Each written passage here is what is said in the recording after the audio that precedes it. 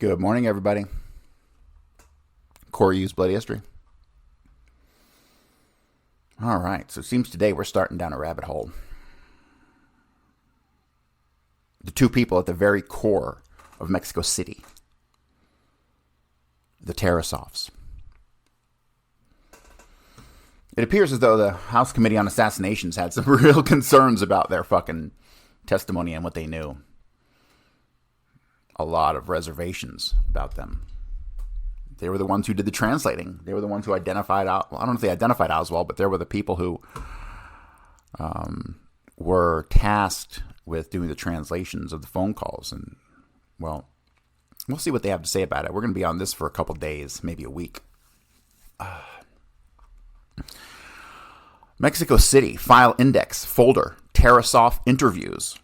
Transcript, interviews of Boris and Ann Tarasoff, former contract employees of the CIA at Mexico City Station, taken by Jonathan Blackmer and Ken Bruton, November 29th and 30th, 1976, regarding intercepts of Oswald's phone calls to the Soviet embassy from the Cuban embassy. Attached memoranda of the investigative field trip, which included contacts with Ambassador John Jova and redacted Thomas Polgar regarding possible information on the assassination coming from the Cuban government. Tarasoff briefing book, table of contents. Procedural memorandum on committee, meeting 13 April 1978. Biography of Boris Dmitry Tarasoff and Anna Tarasoff. Goal number 1, to determine the Tarasoffs' knowledge of participation in Central Intelligence Agency surveillance activities in Mexico City in 1963. Goal 2, to determine the nature and circumstances of the monitoring of Lee Harvey Oswald by CIA surveillance in Mexico City in 1963, and the nature of the Tarasoffs' involvement in that monitoring.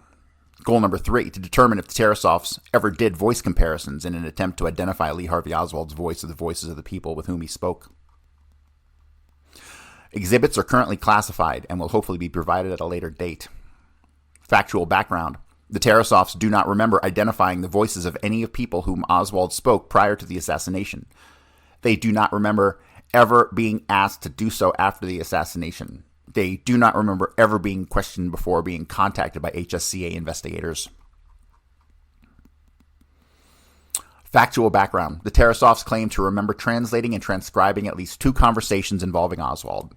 They remember that the first one was fairly short and routine. Oswald did not identify himself in this first conversation. The second one was much longer, and Oswald did identify himself in this conversation. The Tarasoffs remember Oswald discussing his financial situation in this call. They deny making any editorial or marginal comments in the transcription of this call. The Tarasoffs remember nothing unusual about the first call or circumstances around its delivery or transcription. The second call was delivered to them, and they were asked to transcribe the Oswald call as quickly as possible. Their contact expressed a strong interest in the identity of the caller and the substance of the call. The Tarasoffs translated and transcribed the call and returned the transcript on the same day, using an emergency contact as opposed to waiting until the next morning and using their standard contact. It is not clear whether or not the Tarasoffs have an independent memory of any other calls involving Oswald. Exhibits are classified and will be added at a later date. Questions based on these exhibits will be asked. Biography. Boris Dmitry Tarasoff. Boris Dmitry Tarasoff was born 2nd November 1908 in Yekaterinslav, Russia. He emigrated to the United States. He worked for the Central Intelligence Agency from circa 1955 to October 1970. He was stationed in Mexico City from June 1963 till October 1970. Mr. Tarasoff's main task during this period was transcription of Russian language tapes. He's currently retired and living at the Rancho Contento, Guadalajara, Mexico. Anna Tarasoff. Anna Tarasoff was born 5 May 1923. She's the wife of Boris Dmitry Tarasoff. She worked as part of CIA, part-time CIA contract officer. She assisted her husband in the transcription of the Russian language tapes. Goal number 1. To determine the Tarasoffs' knowledge of and participation in the Central Intelligence Agency's surveillance activities in Mexico City in 1963. Background, assignments, awareness of surveillance operations, duties, procedures, other duties, personnel involved, files, nature of transcripts, nature of assistance if duties, if any. Factual background. Boris and Anna Tarasoff were stationed in Mexico City in 1963. They were the Russian translators used to translate and transcribe the Russian language portions of surveillance tapes. Hence, they have actual knowledge of a portion of that operation.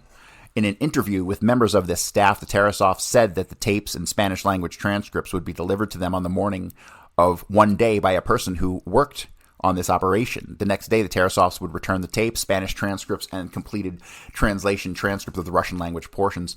The Tarasoffs said they made an original copy and 2 carbon copies of every transcription. The original and 1 copy was retained by the Tarasoffs. 1 carbon was turned over to their contact.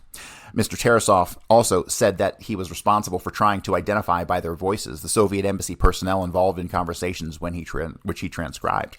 The Tarasoffs, by the nature of their involvement in the operation, should have some knowledge of some of the other individuals involved in this operation. The Tarasoffs said that the transcripts they prepared were literal transcriptions as opposed to summaries. They said that they made no marginal comments on the body of the transcripts. Mr. Tarasoff was assisted in translating and transcribing the tapes by his wife, Anna Tarasoff. Goal number 2, to determine the nature and circumstances of the monitoring of Lee Harvey Oswald by CIA surveillance in Mexico City in 1963 and the nature of the Tarasoffs' involvement in that monitoring. A, the first conversation. B, the second conversation. C, nature and circumstances surrounding the delivery of the transcripts and conversation. D, any subsequent conversations transcribed. And E, exhibits. Goal number 3, to determine if the Tarasoffs ever did voice comparisons in an attempt to identify Lee Harvey Oswald's voice or the voices of the people whom he spoke. 23 February 1978. Highlights from Tarasoff interview by Booten and Blackmore. Full name, Boris Dmitry Tarasoff.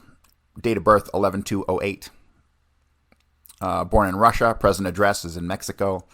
Sent to Mexico June 5th, 63. Worked as a translator, transcriber outside embassy at 312 San Puerto Avenue. Robert Zambernardi at times delivered tapes to him. Guys, let's see if we can't find the HSCA testimony of Robert Zambernardi. Also remembers another man by whom he delivered tapes. Rudy, last name unknown, possibly Bruno.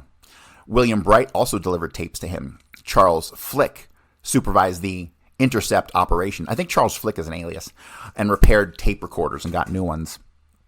Page 17, transcription operation description. Got tapes with Spanish transcripts. The transcript would indicate where the Russian language parts were. Tarasoff would run the tape to the point and would run and then transcribe simultaneously. Anna assisted Boris with conversations that were partially in English. Page 19 plus Oswald tape. Remembers that a major portion of this conversation, 928, was in English and his wife worked on it. Was rather short. Remembers that all he was doing on this conversation was trying to make contacts to get into the Russian embassy. Did not ID himself in this conversation. Second conversation. Note, came with a tape giving conversation reference and asking them to ID the caller. Instruction was that if this was done, they were to contact immediately their CIA contact and deliver the transcript to him. This was a top priority. It was very important to them. This conversation was long, 2 pages. It was delivered with the usual batch of tapes, but this one was singled out and given priority. The conversation was also largely in English. Lee Harvey Oswald ID'd himself in this one. They notified contact, and it was immediately picked up. Now, this part's redacted, but you can easily read it. It says, re-editorial comments, no way, there were no comments made. What was typed was what was being said by this individual. Okay, so they deny making any comments in the margins. Definitely remember that he was seeking financial aid from the Cubans and Russians to get to Cuba. Russia does not remember him offering information. He did tell him that he was broke. Do not remember him asking anything about a visa. Typed on government bond with 2 copies.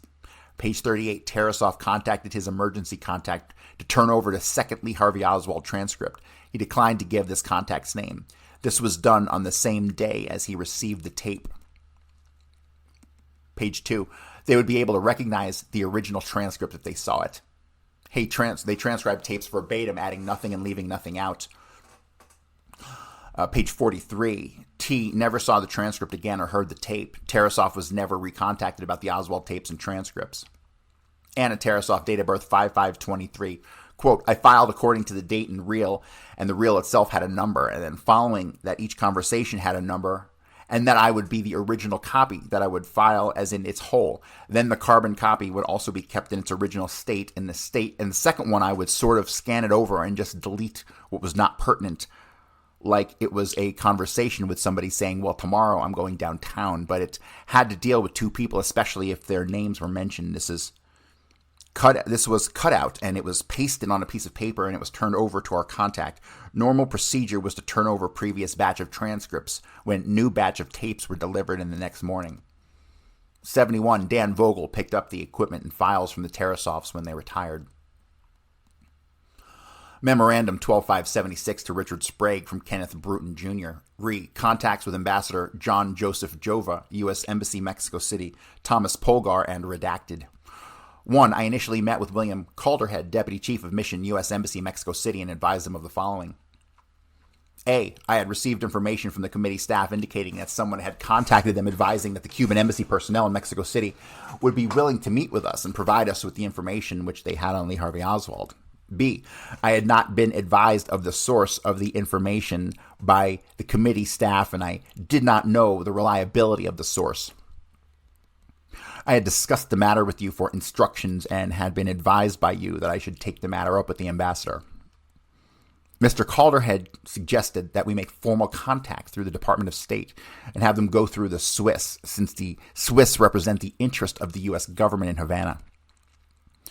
2. I met with Ambassador Jova at his residence on December 2nd, 1976, and advised him of foregoing. I also advised that while the committee would be most interested in obtaining any information we could from the Cubans, we were very much aware of the complications which could arise should the information prove to be erroneous. I further advised the ambassador that we did not want anything to do. We didn't want to do anything which could cause embarrassment to the U.S. government or the Congress, and that we wanted to proceed with his constant advice. The ambassador advised the official U.S. position is that there are to be no official contacts with the government of Cuba. He knows the ambassador from Cuba on a social basis and could make a discreet approach and inquiry. He would have to get instructions from Washington to make an approach and inquiry from the Cuban ambassador. He very much appreciated our consulting with him since it was a very delicate matter. I suggested the possibility that CIA could have some source, either direct or indirect, which could verify whether or not the Cubans wanted to meet us. He stated that he had not discussed our visit with Redacted, but my consent would do so. He offered to have Redacted come to his residence or have us meet him at the residence. 3. I met with Thomas Polgar, Redacted, and advised him of the situation and requested his assistance in judgment. He advised A, that some of his people had informal contacts with the Cubans and could make an inquiry to see if a responsible official of the Cuban embassy would meet with us. To do so, he would have to get instructions from the CIA headquarters, but at my request, he would proceed to do so. B, he said that the Cubans would probably have to go to Havana for instructions before they would reply. He further stated that most of the information would probably be in Havana. C, I asked if he had any other method of determining the validity of the information, and he said that he was not prepared to confirm whether there were wiretaps at this time. Later in the conversation, he said as a result of the story, a copy of which is attached, that the Cubans had been saying less on the phone. D, we agreed to meet with Ambassador the next day to discuss how to proceed. 4. On Friday, December 3rd, 1976, I again met with the ambassador and Mr. Polgar. Mr. Polgar had not yet received a reply to his request for instructions from CIA headquarters and again advised the Cubans would most likely go to Havana for instructions before replying. Ambassador Jova said he would seek instructions from the state on making an informal social contact with the Cuban ambassador, but suggested that would take some time. He said the most proper method would be to go through the Swiss and state here in Washington. I advised that while we certainly wanted to obtain the information, that we wanted to use the most conservative approach so as to not create an incident. The ambassador again expressed his appreciation for our sensitivity to a delicate situation. 5. Action to be taken. A. Contact CIA headquarters to follow up on Polgar's request for instructions. B. Contact the Department of State and request they go through the Swiss with a formal contact for the Cubans in Havana, and follow up on Ambassador Jova's request for instructions. C. Both of these follow-up actions should, in my judgment, be initiated immediately. D. If we can confirm the contact with the Cubans, it will be necessary for me to return to Mexico City, and I would purpose to do so as soon as we receive a confirmation.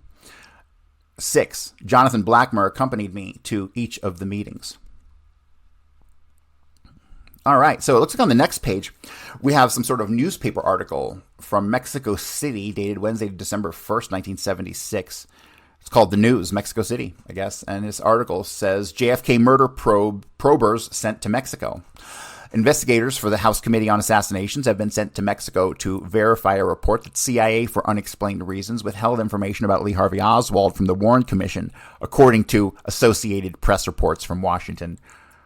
Quoting committee spokesman AP said the investigators will interview 2 retired agency employees who reportedly heard Oswald offer a deal to Soviet officials in Mexico City less than 2 months before the assassination of President John F. Kennedy. The Washington Post has reported that Oswald's voice was picked up through electronic surveillance of the Cuban and Soviet embassies and transcribed by 2 agency employees. David A. Phillips, a now retired CIA officer who was stationed in Mexico City at one time, has also recalled Oswald making such an offer. Phillips and 2 other former agency employees who were not identified at all recalled that Oswald offered unspecified information in return for a free trip to the Soviet Union. It was not clear what effect this version of Oswald's conversation would have had on the Warren Commission. All right, next we have a memorandum, December 5th, 1976, Richard Sprague, from Jonathan Blackmer, subject specific inquiry into the identity of a person with whom Oswald spoke in the 2 phone calls intercepted by the CIA in Mexico City and transcribed by Mr. and Mrs. Tarasoff. On November 30th in Guadalajara, Mexico, Ken thought it best that I ask some specific questions of the Tarasoffs as to identify one of the persons or person Oswald may have spoken with during the 2 telephone conversations that were intercepted by the CIA and transcribed by the Tarasoffs.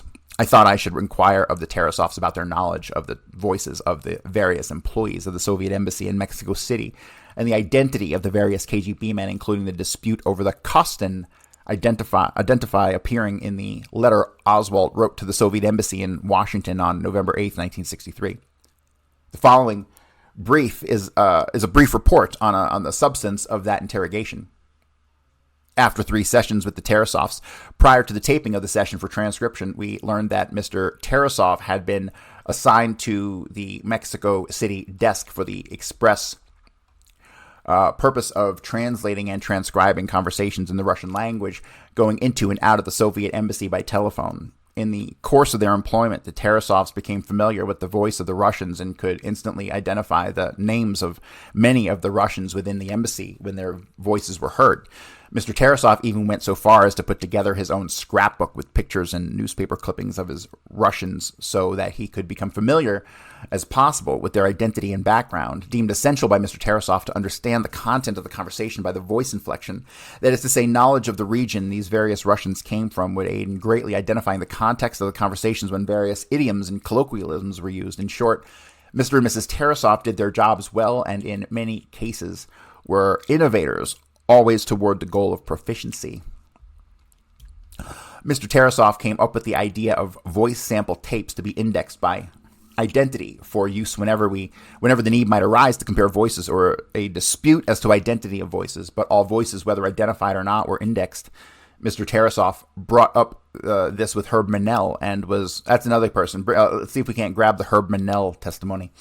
Mr. Tarasoff brought this up with Herb Manel and was given permission to make these identity tapes.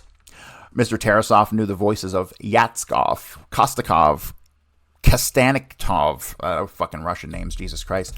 Why can't everybody be Bob Smith? He did not, however, know of any of these men's proficiency in English, but felt that only Kostakov and Konstantinov could handle English well enough to speak it in a cursory fashion. Based on this, they formed the opinion that Konstantinov was more likely the person to which Oswald spoke, unless there was another individual not known to the Tarasoffs with whom Oswald may have spoken. It is of interest to note that while the Russians almost exclusively spoke Russian with each other and many embassy employees spoke Spanish, very few, Boris believes, Probably only Kostakov and Konstantinov spoke English well enough to get by. Additionally, because of this fact, Boris was not as proficient at identifying his Russians when they spoke English, since the voice sounds entirely different, almost mechanical when the Russians were speaking English. They do not believe Oswald spoke with Yatskov or Kostakov on the occasion of the 2 telephone calls transcribed by the Tarasoffs. One thing is certain.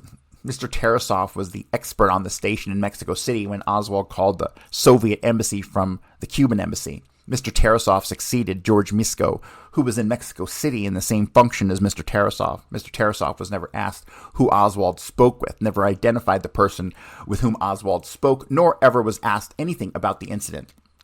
Mr. Tarasoff had on other occasions been asked to identify voices and has had tapes returned to him on other occasions for that purpose. Both the Tarasoffs feel the information contained in the October 16, 1963 memo was not complete and relevant as to the substance of the telephone conversations that the Tarasoffs transcribed. Thus, we are faced with the issue of why, when Boris was the expert, heard the tape pursuant to his function, was the better person qualified to identify the Russians by their voices? Why was he never consulted by anyone before or after the assassination as to the substance of the phone calls and the person with whom Oswald spoke? Yet the Warren Commission report states that Oswald contacted Kostakov or Yatskov, and based on this other information, presumably from Duran, and in answer to the questions posed by Oswald's letter to the Soviet embassy in Washington, in which Oswald mentions having contacted Kostin. The Tarasoffs do not feel Kostin is the short form of Konstantinov or Kostakov, nor do they know a Kostin. Boris knew Kostakov and Konstantinov, and Yaktstov were KGB and knew the voices of, God fucking damn it, Jesus, give me a fucking break here. Knew the voices of Yatskov and Kostakov and Konstantinov when the fucking first call, goddamn, fuck these Russian names, okay? Let's work with me here. When the first call came in, Boris was notified that the station was extremely interested in the identity of the caller. That when the second call came, the tape was rushed to Boris, and when Oswald was identified, the contact, probably Bright, seemed extremely interested and excited. Tarasoff typed transcripts verbatim, since at one point, unlike Misko, his predecessor, Tarasoff made a summary of meaningless conversation and made his own comments to that effect, and was jumped on by Bill Bright for doing so. Let's pull everything on Bill Bright. Tarasoff did not make comments on transcripts except for using MI for man inside and MO, man outside, when they were readily identified. Boris feels that if at the time had he been asked about the Oswald calls, he would have been able to supply much more information, but 14 years has dimmed his memory and no one, not even Bright, his contact, discussed the subject with him. In a separate interview with Mr. Tarasoff on November 30th, 1976, I learned that the photographic expert on station in Mexico City in 1963, September to November, was Bob Zambernardi. Zambernardi, and then there's a whole fucking thing of redacted shit here, so let's get everything on Mr. Zambernardi. Zambernardi was probably the man in charge of photographing the activities of both the Cuban and Soviet embassies in 1963. Having a copy of Coup d'etat in America. And also to Jim and Ergo, if you guys have noticed, if there's anybody involved in Mexico City whose fucking name I have not come across yet or focused on that you are aware of, please throw it in the chat. Having a copy of Coup d'etat in America with me, I thought I would ask the Tarasoffs if they could identify any of the photographs in the book, specifically photographs of the bums arrested in Dallas on the day of the assassination. 3 photographs of Howard Hunt, 2 photographs of Frank Sturgis. I asked whether the Tarasoffs knew any of these men, either professionally or socially. The Tarasoffs were unable to identify any of the photographs, nor could they recall seeing any of the individuals in Mexico City or anywhere else. However, I got the feeling that Boris indicated a faint glimmer of recognition when I showed him the picture of Eugene Edgar Bradley, which appears on page 222 of the text. I don't know whether Boris knew this man, and as stated, he did not, and as his credibility, in my opinion, is very high, I think the man probably resembles someone Boris might have known. They could not recall having known Howard Hunt in Mexico City, nor having seen him. These photographs came from pages 208 to 223 of the above book. We also went over photographs. What fucking book was he reading? Coup d'etat in America. All right, I got that. I'll read it. It's mostly wrong. I have read it. I've used it as a reference book. Let me put it that way. With the exception of like Albarelli and couple other books. Like most books that idiots fucking write, I just use as reference material. I will use the index or scan through them, because when you actually read whole chapters of motherfucking, like this book here, Coup d'etat in America, like the only thing good about Coup d'etat in America is they name Emilio Santana as the Daltech shooter, which so do I, which is fucking a miracle. He never explains how he came to that conclusion. But I'll tell you how I came to that conclusion, because the man who descended from the fucking fire escape had the same description of the man who was about 30, black hair with the rifle in the area of the book depository. Duh. That's Emilio Santana, obviously. But yeah, that's the only thing that I could remember from this book that he actually got right, was that Emilio Santana was the shooter at the Daltex. And he doesn't even put him under the fire escape. I don't even know where the fuck he puts him. But I don't even know what I'm talking about. Let me stop rambling. We also went over photographs of the mysterious man leaving the Soviet embassy. The Tarasoffs had their own copies of these photos supplied by Ron Kessler. Let's pull everything on Ron Kessler, please. While the Tarasoffs thought they were all of the same man on two different occasions, they could not positively identify them. Mr. Tarasoff felt the man was Russian and that he was wearing clothing one would wear on a fishing trip. Mr. Tarasoff noted the Russians were crazy about fishing. He felt the first photograph was blocked in such a way as to make the man appear much heavier than he really was. But in comparing all the photographs with his personal file and photos and newspaper clippings, he could not match them. The first photograph we were referring to is the one that just shows the head and shoulders of a man in a dark sweater. He did, however, feel that one photo looked a lot like Alfredov, Soviet KGB, but felt the mystery man was much heavier. I have no photo of Alfredov, but he looks like he's from the French film star Yves Montana. I would recommend following this lead by first interviewing Charles Flick, then George Misko and Bill Bright and Robert Zambarnardi, then Clark Anderson, then Herb Manel, and then Sylvia Duran. All right, so I'm going to screenshot this and drop this in the chat so you guys will have a reference to what I need. Memorandum to Richard Sprague from Kenneth Bruton in regards to the New Mexico City trip, 11/28 to 12/4/76. We initially had reservations to depart on American Airlines flight 7:15 a.m. Sunday, November 28th, 76. Jonathan had called American to confirm the fact that we only had to show our official passports to get tourist visas from Mexico. We arrived at the airport at 6:30, and we were advised they could not issue Mexican tourist cards on official passports. I called the operations desk at the Department of State, who said the official passport was proof of American citizenship, and that should be sufficient. American Airlines employees would not accept that, so rather than create a confrontation as to who we were, we took a later flight and traveled on our personal passports. 2, upon our arrival in Mexico City, we were met by William J. Roche, the chief security for the embassy. Embassy had reserved rooms for us. 3, on Monday, November 29th, 1976, Mr. Roche made airline reservations for us to Guadalajara. It is a 1-hour flight and approximately 355 miles from Mexico City. He arranged to have us met by Matthias Ortwin and the Consul General. Mr. Ortwin made arrangements, Ortwein, for our hotel and offered us the use of his personal vehicle. 4, we made initial contact with Boris Tarasoff at approximately 3:30 p.m. His wife was not at home, and he had been in Guadalajara for 5 or 6 days at their daughter's, taking care of her sick children. Our interview with Mr. Tarasoff lasted until approximately 9 p.m. when we went to Guadalajara to meet with his wife. We interviewed her until approximately 11 o'clock p.m. Following our telephone conversation on Tuesday, November 30th, we tapped the formal interview, which is transcribed. Jonathan is preparing a separate memorandum on the specific areas of inquiry, which I asked him to make.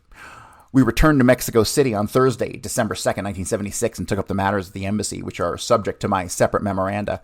We returned to Washington on Saturday, December 4th, 1976.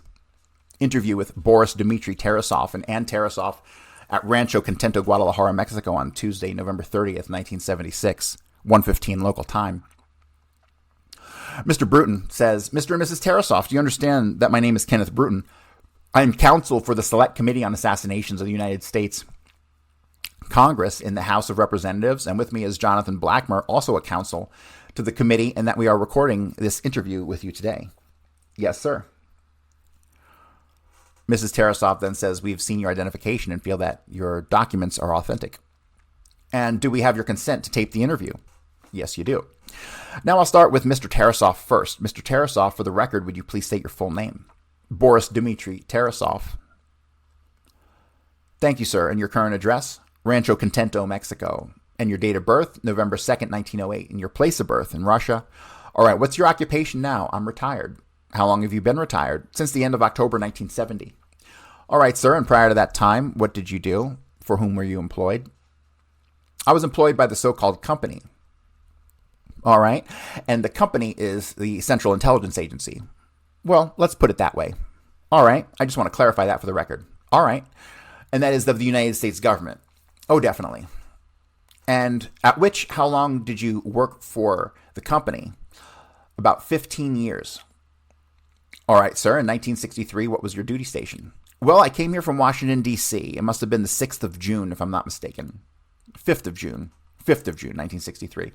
All right, sir, and were you on temporary assignment then or what? No, that was to be my permanent assignment. By permanent, I mean that you put in 2 years, and if you are not satisfactory, they ship you back. All right. But I managed to survive for 8 years in the same capacity. All right, sir. Who did you relieve in your job when you came? George Miskow was my predecessor. And where did you work specifically when you came from Washington to Mexico City? You mean on a permanent assignment? Yes, sir. I mean, when you changed, where did you work for what department? I don't know which department. Were you a translator? I was a translator and the transcript at the same, and I was doing transcript at the same time. There is a difference. Sometimes they use 2 people for these 2 jobs. All right. And your duties when you came down in June of 1963 then were as transcriber and translator. Right. At the station at Mexico City. Right. All right, sir. Now the following, how long did you work inside the station at Mexico City? Oh, that was on TDY in 1960. All right, in 1960, you worked at the station. In June of 63, where did you work? Well, in the house that was rented. All right, sir. And what was that in Mexico City? That was in Mexico City. All right, sir. Do you recall the address? It was 312, I think. Wasn't it? San Puerto Avenue?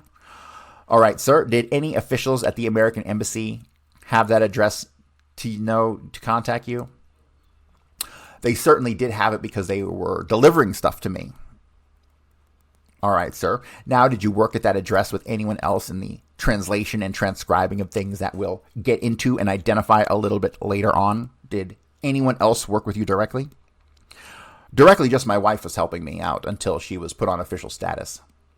Now, what did you receive and from whom? And did you receive and transcribe and translate? You mean the names? Yes, sir. I want to know what you received first. First, I received a mountain of tapes left over from the previous transcriber. All right. And I think they were delivered by Bob Zambernardi. Yes, that was the first one. All right. The first one, but since he had other duties, I suppose they took the Rudy character. All right. And you don't know who Rudy's last name? No, that's what I say. There is some association in my mind with the name of Bruno. Bruno. Would you describe as best you can the physical characteristics of? Well, he was rather tall. All right, sir. Slim and probably stooped a little bit with sandy hair, receding a little bit. No particularly distinguishing features. All right, how old a man was he at the time? I'd say about 45. Did he have any children? He had 2 boys. And was he married? He was married to a French woman who abandoned him or divorced him or just ran away from him because he wasn't supportive in private life. Now, did you receive tapes from anyone else other than Mr. Flick or this Rudy or the individual that you named previously that delivered a bunch of them to you? Did you receive tapes from anyone else? Well, not at the same time, but after. All right. What's his name? Mr. Bright. Bill Bright. Would you describe Bill Bright to me? Was he a young man or an older man? He was a young man with 2 or 3 girls, small ones. Well, I think he had 2 youngsters, 2 girls. Typical Anglo-Saxon type, blondish hair, sandy hair. I told him he was driving in a Volkswagen. We have pictures of him. Now, would you tell me how Mr. Bright would deliver the tapes? Do you know where the tapes came from? Well, at first, no, I didn't know. Did you ever subsequently learn where they came from? Subsequently, yes, during my last 2 years or 3 years. I don't recollect exactly when. All right, but now you state where now can you state where those tapes came from? Now I can. I have a very good idea of where. All right, so where did they come from? It was a house that had several recording machines set up in it. The address, I don't know. All right, but they were tapes of telephone conversations, weren't they? Yes. All right, and did the specific ones come from the specific recorder at the Soviet embassy? Right. Now, would you describe for me the procedure, to the best of your recollection, whereby the tapes were taken from the house where they were initially recorded and how they got to you? What was the chain of command?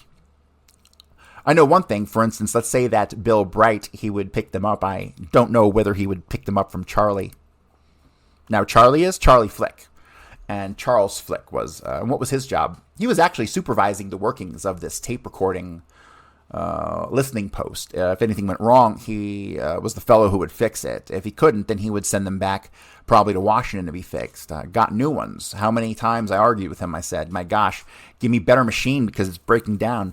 He says, well, we don't have any more, but eventually I would get something decent out of him. You know whether or not Mr. Flick monitored both Cuban and Soviet wiretaps from this one safe house you've described? Well, I would say that he was monitoring them because his Spanish wasn't too hot. I guess, were the tape recordings made from the conversations of the Cuban embassy at this place? I imagine so. All right. Because there were quite a number of people working there. All right, sir. And were there people working there, all employees, or were they Americans, or were they Mexican nationals? Or I think they were mostly Mexican nationals. All right, but they worked for the CIA in the interception of these communications? I imagine so, of course. All right. Did you ever personally go to the safe house? I did. And how often did you go there? Not less than once, maybe twice. All right, sir. As I recollect, but that was in connection with the defection of Russian name on tape, but unable to identify. I see. That was after the assassination of President Kennedy? Oh, yes.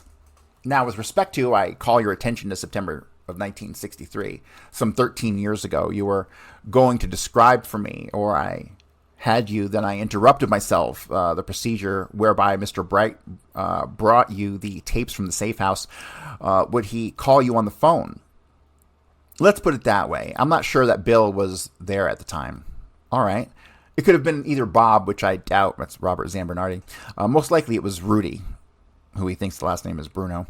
All right. And Rudy, you don't remember his last name, but you've described him for me. The only name that I could faintly tie in with him would be Bruno, but I'm not sure it's his name. All right, sir. Now, how would you go about getting, or how would you get these tapes to be brought to you, or how would you pick them up? No, we would make certain, how would you say, a chain of posts where we would all meet.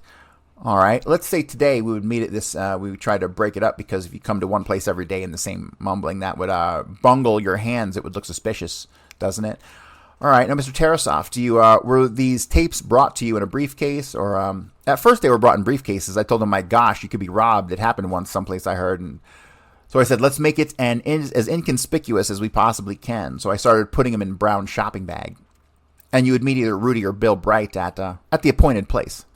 At the appointed place, and you would pick up the tapes. Many a time I had it out with Bill because I'm standing waiting, and nobody shows up. Of course, I can't wait too long.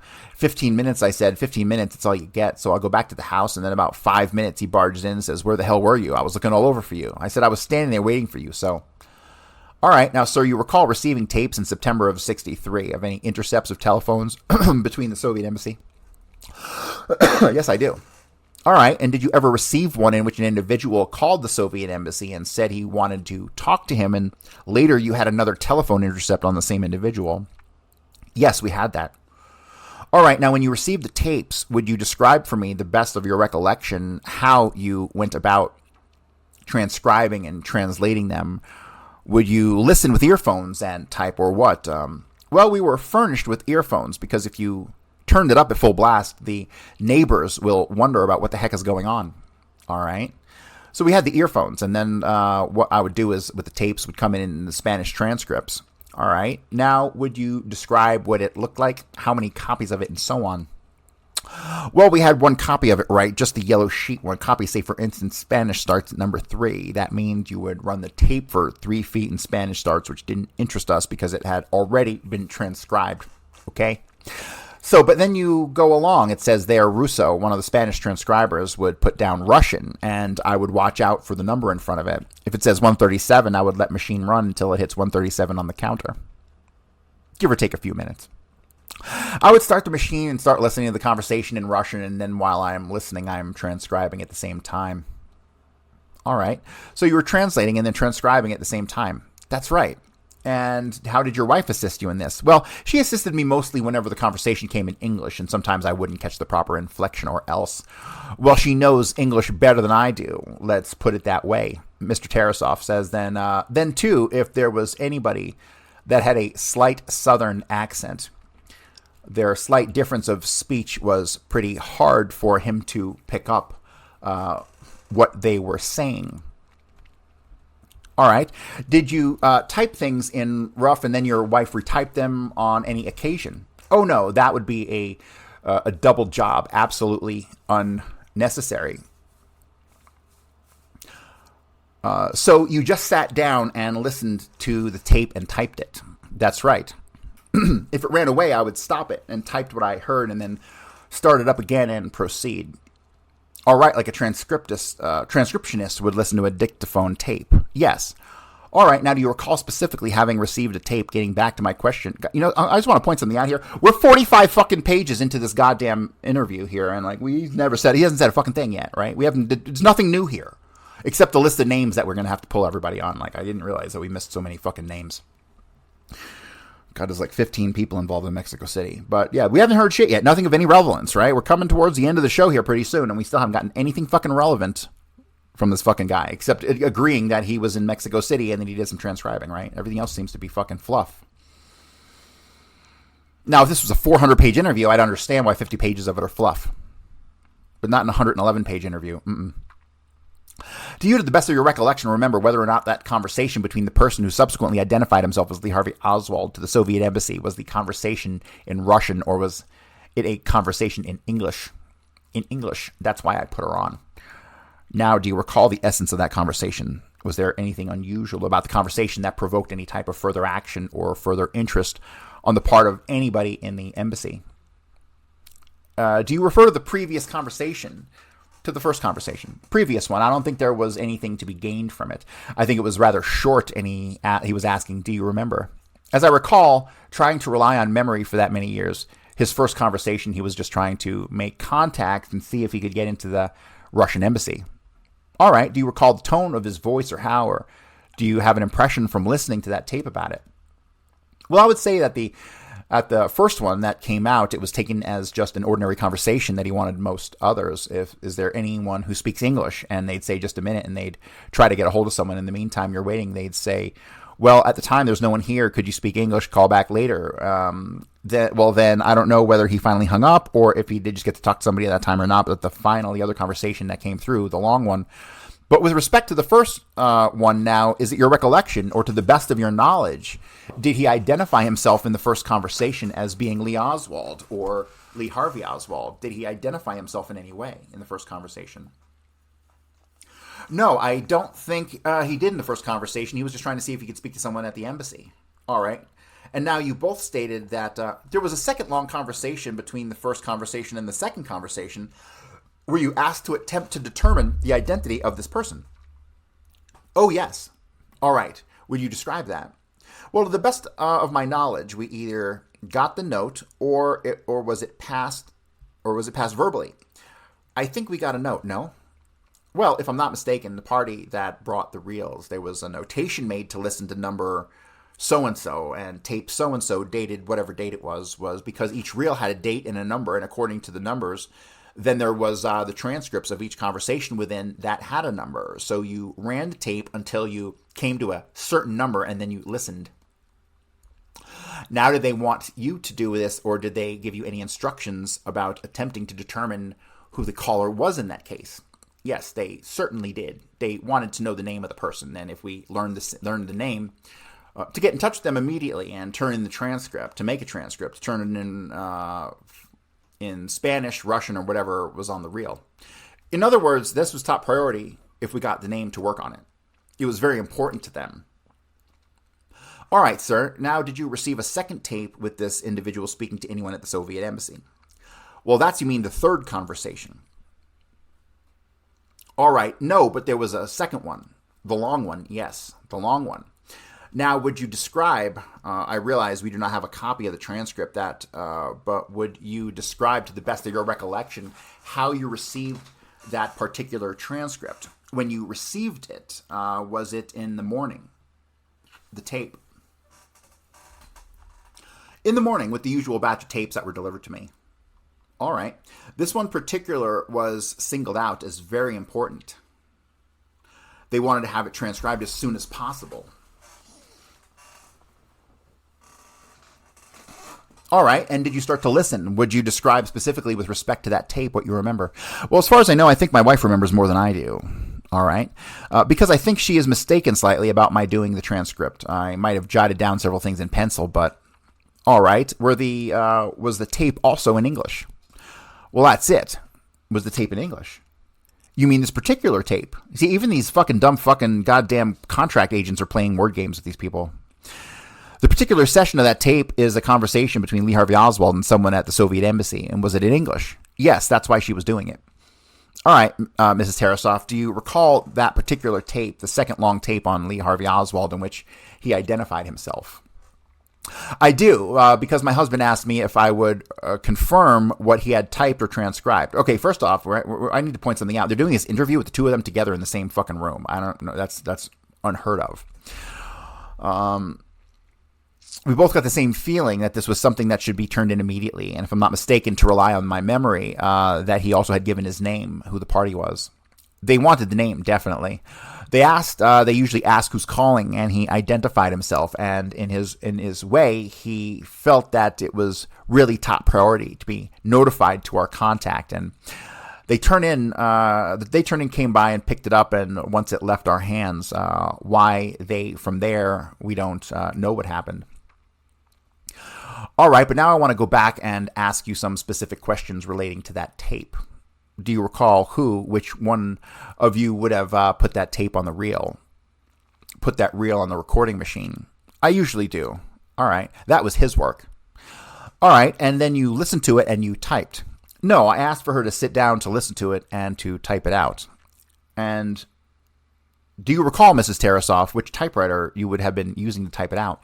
Well, now, wait a minute. If Boris was transcribing it and it was English, he probably would have transcribed it and typed it. But then listening to it again, there may have been some corrections or certain, and as I said, sometimes. You notice it's one of the most important fucking events in American history down there in Mexico City going on, and nobody can remember what the fuck happened? Nobody. So far, 100% of the people involved in Mexico City have passed the buck.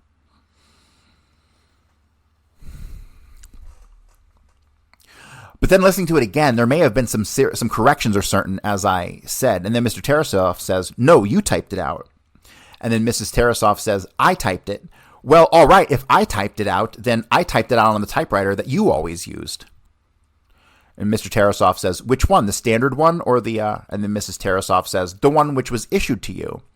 And Mr. Tarasoff says, yes, are you sure it wasn't our portable? Mrs. Tarasoff then says, or it could have been the portable because, sometimes if the typewriter went, you used the portable. Because we had quite a few breakdowns with the equipment that we had to work with it. It was a little sort of, okay, but do you recall typing that? Well, it would be to me. I would say it would be me because Boris would definitely have difficulty picking that up. Anybody that had the slightest, I said, accent or muffled voice, do you recall the conversation, Mrs. Tarasoff? I don't want to be repetitive, but I want to make it clear. Do you recall that the conversation was in English? Oh, definitely. All right, and do you recall ever putting anything in the transcript, any editorial comments about Oswald's Russian being poor? No way. There were no comments made. What was typed was what was being said by the individual. Everything was typed. There was nothing that was put in that would be our opinion or our version of the conversation. Do you recall from listening to this conversation, from the intonations of the voice, from the substance of the conversation, whether you had any impression about what type of person was making this call? Was this a nut, or how would you describe the person making the call? He identified himself as being Lee Harvey Oswald. Well, I would describe him just as being a person they wanted to get out of the country. I mean, he didn't want to stay in Mexico, that was certain. He wanted to leave the country, and he had no desire. He did state that he did not want to return to the U.S., that much I remember. So he was contacting one or two embassies, trying to get financial aid in order to Mexico City, where he was at the time. And where his final destination was at the time, I don't know, because we never did get any further information as to whether it was giving any financial aid of any kind from either the Russians or the Cubans. I understand he went to both. Do you recall whether or not he said anything about he got to Mexico, how he got to Mexico, or what his financial status was? Or I know I'm asking you to search your memory, but do you recall anything about this? His financial status at the time, if I remember, was he said he was broke. All right. Mrs. Tarasoffs says, and he had very little money left, and he was seeking financial aid to be transported to some foreign country. And the thing I believe either is he said it or we had read it in the paper, and when it all came out, because the article did appear in the paper like this, that he did come down by bus. Now, whether it was mentioned in the transcript or whether I had read it in the paper, so I won't commit myself that it was on the transcript, but it was that I had. But to the best of your recollection, is it fair to say that he wanted financial assistance?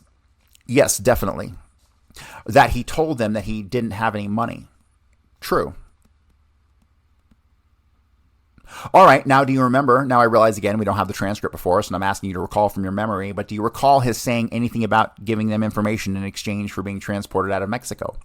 No, as far as I can recollect, there was nothing said about any information, and beside, as far as I can recall, he was without work. All right. Is it usually the nutty types that, Mr. Tarasoff says, it's usually the nutty types that always ask, oh, can we get some money, more money for our information? Can we sell or stuff like that? But I don't think. Would you describe Oswald from hearing? I assume a number of conversations over a number of years. How would you characterize Oswald? I would say, judging from the tone of his voice, I thought he was a very cool individual. He was determined. How would you describe it? The picture that I had of Oswald was like a coiled snake ready to strike. That's what I really remember from the conversation. He sounded like he was quite angry about something, but at the same time, he kept cool. But you could detect a note of anger in his voice about something, whether he wasn't being given a fair treatment by the people he was talking to or why I couldn't say. Do you recall whether he told the Soviets that they really ought to him or anything of that effect? No. Do you remember? I wouldn't say that he was... do you recall anything about his asking what news about his visa or anything like that? Do you recall any of that type of conversation? No. Okay, now would you describe for me the type of paper that this was typed on? You mean the transcript? Was it plain white paper, or the top sheet would be just plain white paper? Excuse me, the top sheet was U.S. government bond.